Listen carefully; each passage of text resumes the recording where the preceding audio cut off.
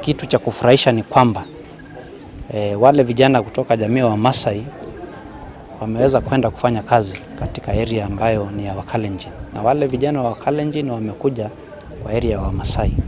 Hii imetumika kulete uwiano wa haki, kulete utangamano kati ya hizi jamii mbili, na kwa miezi miwili sasa amani imeingia kwa zile area ambayo vita zilikuwa zimeshamiri.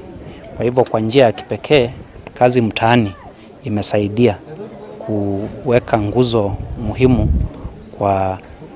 kwa amani na kusaidia serikali na mashirika mengine kuweka amani katika Narok South. Kwa hivyo tunashukuru sana.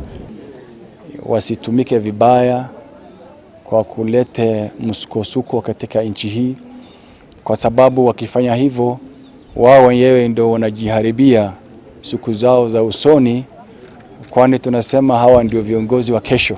This cohort especially here, the reports have been good, they have been disciplined, there's been no cases of indiscipline, and so for us we've been encouraging them to continue the same measures of work, to be disciplined and focused. Sawa.